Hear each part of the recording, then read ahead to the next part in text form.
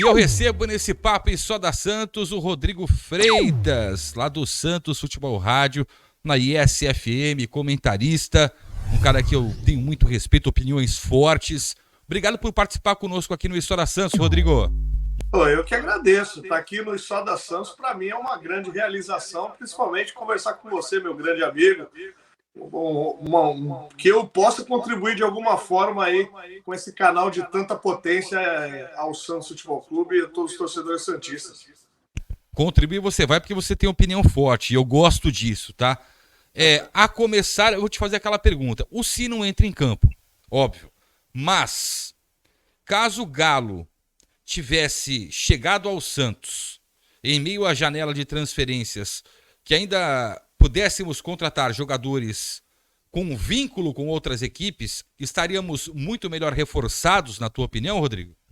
Sem dúvida. O Galo fez um trabalho de prospecção, fez um trabalho de conhecimento, teve um trabalho de conhecimento, porque esses jogadores pelos quais ele trouxe ao Santos eram jogadores que envolviam muita dúvida, né? Eram jogadores que, quando foram trazidos, o torcedor do Santos ficou com aquele receio de ser aquelas contratações de baseada que o Rueda fez muito ao longo desse período e muitos que não vingaram. A gente tem uma lista de quase 40 que não deram certo. E nessa última, eu confesso que Deus gosta muito do Santos. E acabaram delas todas sendo decisivas, principalmente do Furt,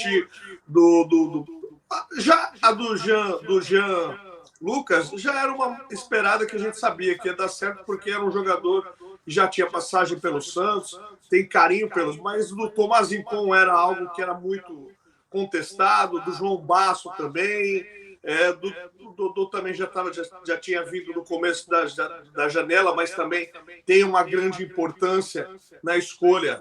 Mas embora ele não tenha sido pelo próprio Galo, mas é um jogador que tinha passagem pelo Santos e tem muita importância pelo sacrifício tático que tem feito.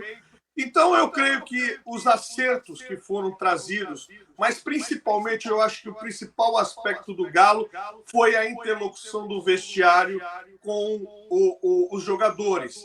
A trazida da paz ao vestiário. Não aquela pasmaceira que se vivia, aquele ambiente ruim, aquela energia que vinha lá da presidência do Santos e que acabava, de alguma forma, contaminando o vestiário. Eu acho que o Galo fez um reforço, acabou alijando o presidente Andrés Rueda um pouco das decisões, trazendo as decisões para si, tirando não só a apatia do Rueda, mas também tudo aquilo que o Falcão deixou de fazer. A representação na CBF e uma série de medidas que foram tomadas no Santos, que o Galo conseguiu pelo fato de conhecer o vestiário do Santos, conhecer o ambiente do Santos, mas também ter trabalhado na CBF como técnico da seleção brasileira. Exatamente, inclusive trabalhando com base, né? Como Perfeito. Coordenador também, já tinha saído da beira do campo. E o Galo, quando ele dá a última entrevista, ele compartilha um negócio muito bacana com o torcedor do Santos. Ele não quer ser visto como um ex-treinador do Santos ou um ex-jogador. Ele quer ser visto como uma pessoa preparada para a gestão. Na tua opinião, Rodrigo, o Galo, ele está funcionando porque a gente precisava de alguém emergencial ou ele pode render a médio ou longo prazo? O Galo, como você disse, a gente tem sempre que falar a verdade ao torcedor santista. O Galo é um fruto de um grande acordo entre aquele conselho consultivo, né, que foi montado pelos ex-presidentes. Ele é uma indicação do ex-presidente Marcelo Teixeira, todo mundo sabe disso. E a grande tendência na próxima eleição, com o Marcelo, é o forte candidato à eleição do Santos, é que tanto o Galo quanto o Marcelo Fernandes, pelo menos espero, por uma questão de justiça, porque fizeram o trabalho sujo do Santos, eles possam ganhar agora uma longa vida e possam fazer a montagem de time de acordo com aquilo que eles esperam, com melhores recursos, com melhor prospecção, com mais tempo para trabalhar. O Galo tem uma grande expectativa com relação ao Galo. O Galo, além de ter sido um bom treinador, tem um conhecimento técnico, ele é um sujeito muito sério. E no futebol carece de sujeitos muito sérios, né? Principalmente essas últimas gestões, os últimos gestores do Santos, além de terem sido alijados pela diretoria, pelo presidente, mas não demonstraram também grande força e empenho em resolver as circunstâncias do Santos, em resolver os problemas, os grandes problemas que eram causados, por exemplo, pelo presidente Andrés Ueda, que quando assumiu o Santos, qual foi a sua primeira medida? A sua primeira medida foi afastar os grandes empresários do Santos. Quando ele tirou, lembra que ele disse que assim, olha, os empresários aqui não vão ganhar dinheiro, eu não vou pagar porcentagem para empresário. O que os grandes empresários fizeram? Então não tem negócio no Santos. Vamos trazer o Santos, tornar o Santos uma ilha, o que torna a expectativa de jogadores cada vez menores e fazendo com que o Santos tenha menos opções. Então, isso prejudicou em inúmeros Santos. Agora, com a vinda do Galo, uma boa relação, o afastamento, mesmo que não tão distante, mas com relação ao presidente Andrés Ueda, o Galo tomando mais à frente. Porque se a gente voltar um tempinho atrás, o Galo, o Falcão dizia que o Santos tomou não de quase 30 jogadores. Foram 22, ele falou 22. 22. 22. Como é que a gente traz isso para a realidade do Santos? Como é que os jogadores dizem não ao Santos? Porque o Falcão, quando foi trazido pelo presidente, pelo fato dele ter essa péssima relação, o que ele pensou? Assim, eu vou trazer o Falcão, que é um cara que tem um nome bom no mercado, é um nome internacional, eu vou centralizar tudo nele, ele vai ser o cara que vai ser o representante do Santos. Mas ele não conseguiu 22 nãos ao Santos, e ele acabou, de alguma forma, enxovalhando cada vez mais o nome do Santos, jogando o Santos na lama. O que vem depois do Galo na sequência, consegue trazer bons nomes, embora nomes duvidosos, mas nomes que, de fato, como eu gosto de mencionar, Deus gosta do Santos, que esses jogadores começaram a trazer tração para o Santos. Quando o Santos patinava naquele lamaçal, e agora, de fato, quando a gente tem dúvidas em relação ao elenco, a gente acaba enxergando boas possibilidades para a sequência, como é o próximo jogo contra o Bragantino. O Morelos está fora, o Soteldo está fora, nós podemos escalar um Furt, nós podemos escalar um Maxi Silveira, que eu acho que, de alguma forma, pode corresponder ao Marcelo Fernandes. O Soteldo vai depender muito se ele começa o jogo, quanto tempo ele vai jogar pela seleção da Venezuela contra o Chile na terça-feira, né? E aí você tocou no assunto do Morelos, que está afastado. A informação que eu tenho é que, pelo menos nesse Campeonato Brasileiro, ele não atua mais, né? Foi uma lesão na panturrilha com rompimento de parte do músculo ali.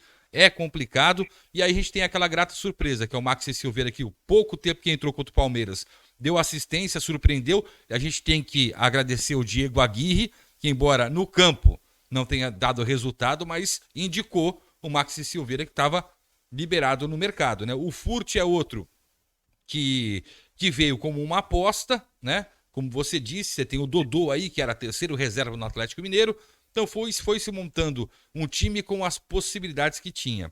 Agora, na tua opinião, né? O Rueda, eu também percebo isso claramente, ele se afastou, ou afastaram ele do vestiário, do dia a dia dos jogadores, porque o vestiário, cara, é uma coisa sagrada pro jogador, pro técnico, né? Não pode ficar entrando gente, não pode estar isso, aquilo, só aqueles que são do dia a dia. Foi esse vestiário que melhorou o campo dentro de campo, ou tem muito dedo do Marcelo Fernandes, na tua opinião, Rodrigo? Olha, é uma soma dos dois. O Marcelo foi o principal fator agregador.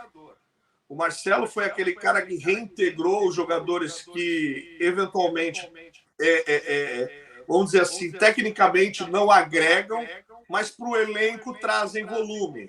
Ou seja, eles estão lá afastados, mas eles estão lá recebendo, como é o caso do Ed Carlos, do Pedro Escaramuça. Os caras são amigos, os caras são jogadores, eles convivem. E o cara gosta de ver o seu amigo retirado do processo, do dia a dia. Então, eles se protegem. É que você tinha paradigmas do Santos, você tinha metodologias que não combinavam. Você pegava lá, por exemplo, o Odair Helma, que fez uma péssima, junto com o Falcão, uma péssima organização, não só técnica e tática do time, mas também perderam parte do planejamento. Deixaram para planejar melhor para o meio do ano. Nós não temos dinheiro. 6 meses, né? Foram 6 meses. Vamos deixar para o meio do ano que a gente planeja. Tanto que quando o Paulo Turra chega, tinha indicações ainda de contratações do Odair Helma. Ou seja, planejamento zero. Aí tinha uma metodologia. O Odair Helman era o cara que era o paizão. Ele assumia toda a responsabilidade para si, mas não tinha o controle do elenco. Como é que isso ficou evidenciado? Naquele jogo contra o Corinthians, o jogo da malfadada das bombas, quando começa lá o elenco todo no centro de campo para não passar pelo vestiário, e quem fica no banco? João Paulo e Odair Helman. Até causou um atrito ali, começou a ser questionada a liderança do João Paulo. Aí ele sai do Santos, o Odair Helman, e aí a diretoria traz o Paulo Turra. O Paulo Turra, que não tinha nenhuma experiência de trato com jogadores, era um zagueiro, era um bruto zagueiro, e é o técnico que tinha pouca experiência, indicado pelo Filipão. E um detalhe, né, o Rodrigo, ele veio e o presidente disse à época, eu lembro, que a gente está aqui recontando a história do Santos nesse ano, né, para saber onde o Santos errou, onde o Santos acertou com o Marcelo Fernandes. Ele chegou porque ele tinha 70 e tantos % de aproveitamento no Atlético Paranaense. Só que o desconhecimento de futebol é tão grande que nos bastidores, no vestiário do Atlético Paranaense, ele não era um cara bem querido. Era verdade, é verdade. E aí ele chega com a função de encontrar qual eram as ervas daninhas que contaminavam o vestiário. Lembra da dica que o Lisca tinha dado lá atrás? Sim, outro treinador horrível que passou pelo Santos. Outro que dizia assim, esse elenco é diferenciado, esse elenco não sente a derrota, você entra no vestiário, você sente um clima de apatia generalizado, e o Paulo Turra veio para dizer, ó, afasta esse, afasta aquele, então você muda totalmente. Aí o jogador já se sente incomodado. É um outro processo. O Paulo Turra, então os jogadores não deram o mínimo sangue pelo Paulo Turra. O Paulo Turra não tinha um comando. Ele inúmeras vezes ele tentava passar a sensação que estava tudo bem, mas não estava tudo bem, e as informações corriam de jogadores. O Soteldo propriamente gostava de provocar, trazendo algumas publicações nas suas redes sociais, e acabava desandando, mostrando como é que estava o comando do clube. Aí depois sai ele, vem o Diego Aguirre, que não tem nenhum mínimo conhecimento, e até ele tomar pé da circunstância não tinha como. E um técnico que tentava mostrar uma vocação tática que esse time não conseguia competir. E a solução era daquele cara que estava lá dentro, que é aquilo que você falou. Não estava, né, Rodrigo? Cristais, né? Não estava o Marcelo, né? Só lembrando que o Marcelo foi demitido pelo Andrés Rueda a pedido do Lisca, que ficou 40 dias no Santos, não me lembro. Né? Mas o Marcelo ficou 13 meses fora do Santos. O Marcelo voltou quando o Galo foi contratado e ele chegou junto também com o Diego Aguirre, né? Isso. E aí ele começa um processo de... Olha, para vocês terem uma ideia da importância tanto do Galo quanto do Marcelo Fernandes. O primeiro processo que eles pegam na mão chama-se Marcos Leonardo. Lembra? Marcos Leonardo. Lembro. Afastado, não quero treinar. Nem afastado. Ele não queria treinar, não queria jogar contra o Fortaleza, porque havia a promessa da negociação dele no meio da temporada. Foi uma promessa, né? Uma promessa. E aí espero que o Marcos Leonardo agora tenha colocado isso no contrato dele, dizendo que se chegar uma... Ele colocou um adicional. Porque na conversa, para ter um moleque aqui... E assim, eu entendo o lado do Marcos Leonardo, vamos tocar nesse assunto agora com o Rodrigo Freitas, que tem uma opinião forte, ele que é da ISFM, lá do Santos Futebol Rádio. Porque é o seguinte, o Marcos Leonardo só começou a parar de ir no CT naquela semana antes do jogo contra o Fortaleza, porque foi prometido a ele que ele seria negociado no meio desta temporada. E aí ele viu o Ângelo ir embora e depois o David Washington passar à frente dele. Isso. Inclusive, o David Washington foi vendido a preço de banana. Né? E ambos foram negociados pelo empresário que é amigo do presidente, o Juliano Bertolucci, a quem o Santos deve dinheiro ainda, tá, gente? Deve dinheiro, tá negociado. Não foi o presidente que fez, o atual presidente que fez essa dívida, foi o anterior. Mas deve dinheiro. Aí o Marcos Leonardo ficou para trás. Falou, opa, peraí. Não, me prometeu, vai ter que cumprir. E aí tiveram que adicionar no contrato dele que o Santos negociaria o Marcos Leonardo ao fim desta temporada. Para o moleque, né? Aí o moleque falou, não, tudo bem, adiciona aí. A Rafaela Pimenta, se eu não me engano, a Rafaela Pimenta é a empresária dele, né? Representante dele. Adicionou, tá bom. E o moleque voltou sorrindo e metendo no gol. Mas é assim, já é um ativo comprometido, né? Sim, é um ativo comprometido. E além do mais, a questão foi tão justa para ele. O Galo chegou a mencionar isso, ele teria novas oportunidades se ele se dedicasse ao Santos e o Santos retribuiria ele. Por isso que eu digo para você que no Santos é um grande fenômeno, porque o Santos hoje passou a ser um time superestimado hoje. Quando você tinha um grande problema no elenco, principalmente com relação ao Marcos Leonardo, que é um grande fenômeno. Um time que pouco produzia, ele é o vice-artilheiro do campeonato. E ele está sendo cotado com esse insucesso do Richarlison na seleção, ele está sendo cotado para ir para a seleção brasileira, a principal. Tamanho o volume que ele tem dado no jogo do Santos. Então, você falou sobre o preço de banana, o preço também que a Roma queria pagar, e é bom que ele entenda isso, profissionalmente é uma desvalorização ao produto dele, não ao mas Santos. Tem um negócio, né? Ele cederia os 30% que ele tem para o Santos naquela negociação. Com esse adicional no contrato, não tem conversa. Os 30% é dele, 70% é do Santos. Né? É isso aí. Mas é assim, e a Roma era por metas alcançadas, tinha bônus e metas. Acho que o que pegou, o que fez ele dar uma recuada, Rodrigo e amigos do História Santos, foi a videoconferência que ele recebeu uma chamada de vídeo do José Mourinho, cara. Aí eu acho que ele deu uma balançada. Deu. Qualquer jogador, inclusive na idade dele, dá uma balançada. Ele é um cara que vem se dedicando e vem se esforçando e vem levando o time do Santos há algum tempo nas costas, com times ruins, que pouco produzem. E o cara fala assim, olha, se eu me machucar na semana que vem, como é que fica? Fico sem contrato? A gente entende. Então, por isso que, embora ele tenha tido um caminho de lucidez aí, mas para bem do Santos, porque ele tem ajudado o Santos muito nessa fase.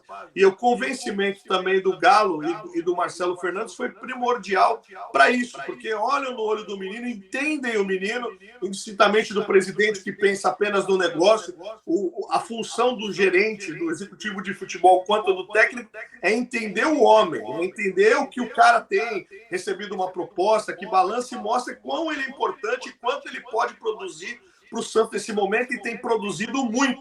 Por isso que eu digo para você que o Marcelo Fernandes, ele é o algodão entre cristais, porque os cristais a qualquer momento podem romper ali, pode quebrar, e ele tem sido esse cara que se amolda, não quer participar, não quer aparecer mais que eles, quer surgir como eles, esses jogadores se doam a ele. É um exemplo prático desse achado do Marcelo Fernandes, é o que a gente falou do início, do Dodô. O achado do Dodô. O Santos tem um problema crônico pelo lado esquerdo. Ele não tem mais explosão, não tem pela questão física, então hoje ele cumpre uma função tática. Corre menos, né? Corre menos, rende mais. Rende mais, muito mais. E aí você tem proteção dos laterais, você tem o Lucas Braga, que muitos de nós reclamamos do 1-1 e esperávamos que o Lucas Braga fosse aquele jogador ágil que ele sempre foi, mas agora ele cumpre uma função tática. A proteção da ala direita, isso é tudo trazido pelo Marcelo Fernandes. Se você for buscar nos últimos jogos, o Santos tem marcado sistematicamente gols de cabeça com jogadas ensaiadas. Há quanto tempo a gente não via isso? Acho que 2 anos e 10 meses. Pois é, no último jogo contra o Palmeiras, o Santos tinha, até antes do jogo que você citou, Fortaleza, Atlético Mineiro, América Mineiro, Cruzeiro, o Santos tinha o total aí de, se você contabilizasse, 4 chutes no gol. No último jogo, só no último jogo contra o Palmeiras, que muitos dizem, o Palmeiras não dedicou principalmente o seu técnico mal perdedor. Olha, fomos deficientes. Nós oferecemos ao Santos a vitória. O Santos chutou no gol 10 vezes. 10. Não é 10 para fora. 10 dentro do gol, no alvo. Do retângulo. Então, para você ver como o trabalho tem frutificado. O Marcelo, e eu acho que a principal dessa interlocução foi pelo Galo dizer assim, dar segurança ao Marcelo e falar assim, vocês querem o Marcelo? É o técnico que vocês desejam? É o paizão que vocês gostam? Porque é evidente, no primeiro jogo contra o Bahia, quando o Santos vira, todos os jogadores vão em direção do Marcelo, o Soteldo, ele pega o Soteldo e fala assim, cara, você é o cara, eu preciso de você. E aí, numa entrevista dada ao Santos Futebol Rádio, ao Felipe Camargo na porta do CT, quem deixa isso bem claro é o próprio Soteldo. Diz assim, o Marcelo dá a vida por nós, e nós vamos dar a vida pelo Marcelo. E tem um detalhe muito interessante que o Marcelo Fernandes também nas entrevistas, inclusive ele vai estar conosco aqui no História Santos no dia após o jogo contra o Red Bull Bragantino, vai estar conosco aqui no História Santos, ele na sexta-feira, e no sábado o Carlito Macedo, preparador físico, que também deu uma chacoalhada e melhorou muito a equipe do Santos. Muito. Demais. E aquele negócio. Você sabia, o Rodrigo, que o Marcelo Fernandes, o Soteldo, ele respeita demais o Marcelo Fernandes? O Marcelo Fernandes, ele é um cara que o Soteldo tem uma admiração e que o Soteldo reconhece no Marcelo um cara que entende de futebol, um ex-jogador que hoje é um treinador e que sabe valorizar cada peça. E o Marcelo, numa das entrevistas, ele deu uma pancada na atual diretoria, mas assim, não é uma pancada proposital, ele deu a opinião dele. Ele falou, cara, ter afastado o Soteldo, deixado o cara em casa 40 dias, foi punir o Santos, não o jogador. Eu concordei com ele, embora muitos falaram, o Soteldo fez isso, olha, fez aquilo, tal. Eu fiquei sabendo que tinha sido tudo combinado, né? O negócio do aniversário dele, tudo certinho. Né? E que, inclusive, o Soteldo no telefone falou pro presidente André Azevedo tudo que o torcedor tem vontade de falar. Né? Falou pro Falcão tudo que o torcedor tinha vontade de falar. Tanto é que o Falcão era o irredutível com relação à volta. O Turra chegou já com essa missão, com o xizinho na testa do Soteldo. E ele falou, o Santos foi punido 40 dias por causa de uma omissão. Né? Uma omissão da diretoria. Peraí, eu já falei que vou comprar o cara. Não sei se o Santos acho que tinha que pagar $1 milhão no mês passado. Deve ter pago, né? Porque agora não veio nenhuma notícia do México que não pagou, né? Então, e o Soteldo, na mão do Marcelo, ele rendeu. E por que ele rendeu? Quero saber se você concorda comigo ou não e o pessoal que tá comentando aqui. Porque ele ficou livre. O Marcelo falou pra ele, entra e joga a bola. Não precisa ficar só na esquerda, vai pelo meio, vai pela direita. Você tá livre. Você e Lucas Lima. Não tem posição fixa. Troquem, se virem, ganhem o jogo. Foi ou não foi, Rodrigo? Foi isso aí, perfeito. Quando você coloca o jogador, por exemplo, outro mérito do Marcelo foi o rendimento, a volta do rendimento do Jean Lucas. O Jean Lucas muitas vezes estava programado para armador, aí colocava o Lucas Lima pela ala direita. Você fazia com que os jogadores não funcionavam no seu melhor. Todo mundo sabe que o Jean Lucas funciona como segundo volante de distribuição de jogo. O Lucas Lima tem que ser centralizado, muitas vezes pelo lado esquerdo. O Soteldo, que no entendimento do Aguirre era o jogador para segundo tempo, para pegar jogador cansado, não vale, porque ele é o cara que cisca a bola, ele é o cara que provoca o jogo. Ninguém fala disso, muita gente só lembra do fato dele subir em cima da bola. Mas aquele fato fez com que o Vasco diminuísse totalmente o seu ímpeto. O Vasco atacava sistematicamente o Santos. E nós, depois de várias partidas que nós tomamos gols fáceis, como foi o jogo contra o sofrimento contra o Goiás, o sofrimento na Vila contra o Botafogo, mesmo o Santos abrindo 3 no primeiro tempo, todo mundo dizia, se tomar o segundo, é perigo.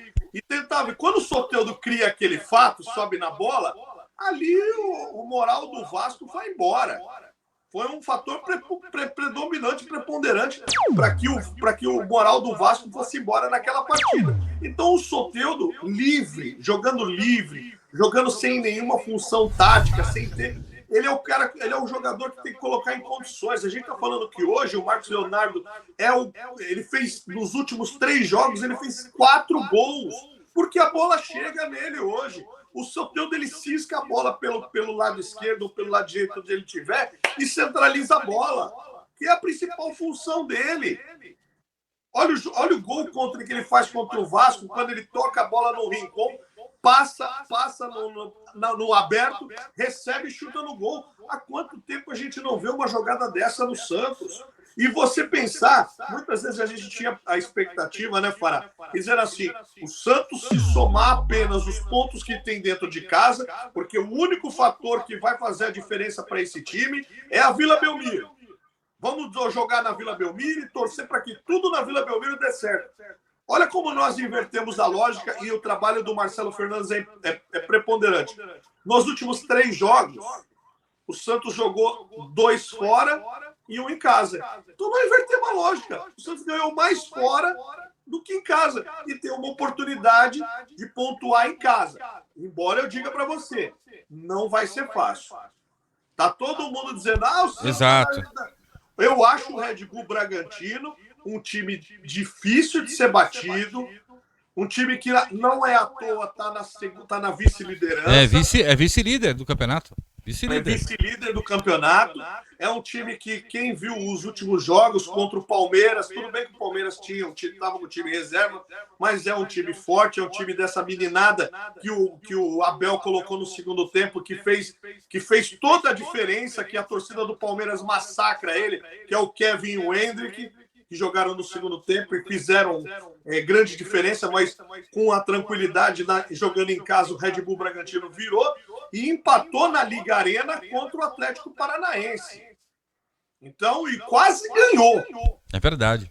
Então, o time do Pedro Caixinha é um time muito bem encaixado, é um time que não sofre pressão, é um time que vai pontuando, é um time que é um clube empresa, então... É SA, né? Não é SAF, é SA. É SA, Bragantino. ela é SA. Então, de alguma forma, se há algo que a gente possa comemorar dentro de tudo isso aí que o Santos tem produzido, é que pelo menos o principal jogador, um dos principais jogadores desse elenco, que eu digo que é um elenco que joga entre eles, é um jogo todo por eles, mas o Juninho Capixaba está suspenso e não joga o jogo na Vila. Então, eu acho que esse é um fator a gente comemorar. Mas eu tô falando aqui com o Rodrigo Freitas, esse papo e só da Santos, ele que é comentarista lá da ISFM, do Santos Futebol Rádio, um homem com opinião forte, gosto muito do trabalho dele. Eu acho que a gente vai sentir falta, sabe de quem? Do Rincon contra o Bragantino. Sim. Porque o Rincon, apesar de ser um volante bom marcador, que toma conta do meio de campo, um líder, ele também ataca. Há uma diferença enorme entre jogar com o Rincon e jogar com o Fernandes, né, Rodrigo? Muito, muito. O Fernandes era o homem da posição do Aguirre, né? Você vê que ele era o homem principal. Ele bate. E ele batia, Infelizmente, o Rincon está suspenso para esse jogo, não só pela questão da logística, o que ele tem demonstrado, a evolução da Venezuela, o quanto ele jogou e quanto ele intimidou os jogadores do Brasil, porque a principal função dele não é só jogar bem, ele é o paizão, né? Você vê que quando os jogadores chegaram mais junto na Bahia contra o Soteldo, ele foi o cara que tomou o peito. Ele foi lá e enfrentou. Faltava isso, né? Faltava isso, né? Faltava isso, o jogador que era o que o Santos esperava, por exemplo, que o Alisson fizesse, até que o Alisson se machucou. O Alisson que está em recuperação da lesão do joelho. Mas o Rincon trouxe não só a qualidade, ele trouxe a tranquilidade, porque ele é um jogador que não perde a jogada, ele entende que fazer falta faz parte do jogo. E tu vê que ele não tem o medo de não tomar o cartão. Ele chega porque ele faz o trabalho sujo para não desaguar na zaga. A zaga do Santos melhorou muito os números depois do Rincon. Quando você tem aquele cara que dá o primeiro combate, não é aquele cara que tira a perna e fala assim, não, eu vou me poupar. Se virem vocês aí. Desde o primeiro jogo, ele tem aliviado muito para a zaga do Santos. Muito. Ele dá o primeiro combate, ele dá o combate firme, ele faz com que os jogadores temam ele e os jogadores do Santos o respeitem. Tanto que ele conquistou a faixa de capitão, não por imposição, não por substituição de técnico, mas sim pela liderança técnica e também pela questão moral. O João Paulo já havia sido muito desgastado com relação à sua liderança e principalmente com relação à faixa de capitão. Com o Rincon, a coisa é diferente. Você vê que você percebe que quem acompanhou um pouco do jogo Brasil e Venezuela, o Rincon, além de ser o capitão da seleção venezuelana, ele é o cara que chegava em todas as jogadas, ele conversava com os companheiros, ele conversava com os jogadores do Brasil, principalmente com o árbitro. Mas não chegava agredindo, ele chega com imposição, com liderança. Um cara que jogou na Europa, né? Que sabe lidar, ele sabe ocupar o espaço, né? São os principais atributos, sabe? De uma liderança. É aquilo que eu falo. Muitas vezes, por exemplo, a gente volta só rapidinho com relação ao Marcelo Fernandes. Muitas vezes você não precisa entender de tática, você pode entender minimamente de tática. Mas você precisa ser um gestor de elenco. É aquilo que a gente falava. É o cara que entende os caras, que conversam com os caras, que dizem assim, vocês são muito importantes para esse processo. Não preciso explicar para vocês que jogar com a camisa do Santos é um fato histórico para a vida de cada um de vocês. Vocês constroem a história de vocês.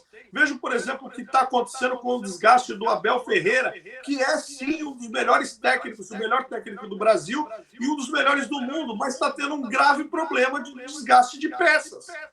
Ele não consegue, ele se coloca numa posição muito arrogante e faz com que os jogadores passem a não seguir. Pode ser que amanhã o Marcelo desgaste com relação ao desgaste natural, mas nesse momento é um fator preponderante. Com a chegada de grandes líderes, como o dele, do João Basso, que é um cara que fica a todo momento no vestiário. Também percebi isso, Rodrigo. É um líder, é um cara que fala, né, que se posiciona. Sim, porque ele foi questionado naquela entrevista que ele deu no intervalo contra o, se não me engano, foi contra o Fortaleza, que ele dizia: o Santos precisa ter vergonha na cara, esses jogadores precisam entender que a gente deixou de entregar e para o Santos isso é vital, não podemos só fazer com que isso aconteça, não é só o peso da camisa, mas que nós a honremos. Então, eu acho que esses paradigmas, unindo a questão técnica dos jogadores que foram chegando, muito voluntariosa, muito a exemplo do Furt, que é um jogador que teve uma grande importância, não só pelo fato dele segurar muito bem a bola no segundo tempo contra o Palmeiras, quando o Santos, lembra quando o Santos, primeiro turno, se livrava da bola? E esperava o contra-ataque. O Furt, ele pegou a bola no segundo tempo e ele ficava ali pela ponta esquerda rabiscando, ele trazia, ele conduzia a bola, ele vinha chutou para gol, chutou para gol, além dos gols importantes que ele fez aí, recentes. Então, hoje a gente olha para o banco, Fará, e diz assim: pô, temos boas opções. Nós somos tão órfãos. Se o Marcos Leonardo for convocado para a seleção, temos tranquilamente o Furt. Olha, se o Soteldo não chegar a tempo, temos o Morelos acabou se machucando, como você disse, mas nós temos o Max Silveira, nós temos o Furt, nós temos outras opções. Então eu acho lembrando até do Patati também, que está sendo relacionado, renovou o contrato também, que é uma boa opção, né? E vou dizer para você, não estou defendendo, antes que muita gente diga: você está defendendo, mas o Mendonça hoje... Ia te perguntar isso. Mendonça, em alta ou em baixa, na tua opinião? Não, para mim em baixa, tem que começar tem que ir para o banco, até porque vai sacrificá-lo. Eventualmente, se o Santos tiver um insucesso, se ele começar como titular, vão jogar na conta dele. O que eu digo é o seguinte: se todos os jogadores agora são importantes para o elenco, nós temos agora uma nova variável. A bola chega na frente, o Santos faz uma transição forte de bola, que era o que o Morelos estava dando, celeridade na bola. O Morelos recebia e já dava o passe longo. É o que o Lucas Lima começou a fazer, que não fazia antes, o que começou a fazer. É isso aí. E aí, por que não explorar essa boa condição que é da velocidade? Todo mundo sabe que o Mendonça não rende do 1-1. Como a questão também do Lucas Braga. O Lucas Braga tem uma função mais defensiva. O Mendonça pode fazer a correria do segundo tempo, para o segundo tempo e, eventualmente, se precisar de velocidade. Antes que todo mundo diga: você está defendendo o Mendonça. Não, eu estou dizendo que ele tem uma característica que, com jogadores que façam uma função, que coloquem a bola para ele num ponto futuro, pode ser que ele possa ser uma boa arma para o segundo tempo. Talvez, Rodrigo, seja o único cara que pode dar um tapa na frente e tem velocidade para ganhar na corrida. Talvez o único que tem essa característica. O Morelos, antes de machucar, ele contra o Palmeiras, nitidamente, você via que ele pegava, ele poderia, se fosse no Rangers, no auge, ele dava um tapa na frente e ninguém pegava ele. Ele entendeu que fisicamente ele não estava ainda e ele procurava o passe, né? O Max Silveira não é o cara da velocidade também. É o cara mais do posicionamento, né? E você tem tanta razão que você está falando com relação ao Morelos, que quando o Morelos chegou, ele estava muito acima do peso, ele estava fora de forma, ele ainda estava nesse recondicionamento para chegar no peso ideal no Santos. E outra, ele vem de uma outra liga, a Liga Escocesa é um outro treinamento, é um outro ritmo. Totalmente diferente, Totalmente diferente. Então, até ele se adaptar a esse novo... Infelizmente, a musculatura dele acabou não aguentando, porque aqui se corre muito. No futebol brasileiro, um atacante vai correr em média aí quase a 10 quilômetros. Então, ele precisa ter muita força física. E aí acabou rompendo, infelizmente. Tomara a Deus que ele possa. Mas, segundo a tua informação, ficou complicado para esse ano. Eu acho que para esse ano tá complicado. Se o Mendonça, que teve ali a lesão, que não teve nem um rompimento de músculo, se machucou contra o Cruzeiro, tá ficando à disposição 30 dias depois, Vamos imaginar que, de repente, o Morelos em 30 dias esteja recuperado, mais 15 para transição, campo, técnica, já dá 60 dias aí, quase, praticamente, e aí, meu amigo, aí a vaca deitou com o chifre e tudo. O torcedor entender, agora, depois dessa data FIFA, vai comprimir o campeonato, porque entra na reta final e aí voltam a ter com o término da Libertadores, da Sul-Americana, e a Copa do Brasil já terminada, voltam a ter os jogos em meio e fim de semana. Nós estamos já na reta, já estamos nos 15 dias finais de outubro, na metade final de outubro, e aí começa novembro e termina o campeonato. Então é por isso que lembrando que o campeonato termina, se eu não me engano, termina dia 5 de dezembro, né? Dia 5, com o último jogo do Santos é contra o Fortaleza na Vila Belmiro. Rodrigo Freitas, gosto de ter opinião forte da ISFM, do Santos Futebol Rádio. Muito obrigado pela tua participação aqui no Isso da Santos. Espero contar com você mais vezes para esse papo bem bacana aqui no Papo Isso da Santos. Pô, Fará, você é uma grande referência minha, cara. Eu gosto muito, sou inscrito no canal, acompanho fidedignamente tudo aquilo que você produz desde o começo do seu canal. Acompanho você há muito tempo. Quero retribuir que você vá lá no Santos Futebol Rádio também. Já te convidei para você estar lá conosco. E vai ser um enorme prazer te receber. E inúmeras vezes que você me solicitar, que eu estarei para contribuir contigo, meu querido amigo. Obrigado, Rodrigo. Só contextualizando aqui, o Rodrigo realmente convidou, e é o horário que eu tô na Record TV. Tipo, eu entro 7h30 da manhã, saio 1h30 da tarde, e o programa é meio-dia, não teve. Mas vai ter um dia que eu acho que eu vou pegar uma folga, e aí eu te aviso com antecedência para dar um abraço a você e no Felipe lá. Por favor. Rodrigo, um abraço e obrigado pela tua participação. Um abraço, gente, pelo carinho, pela audiência. A gente volta a qualquer momento aqui no canal com mais do Peixe. Valeu, tchau.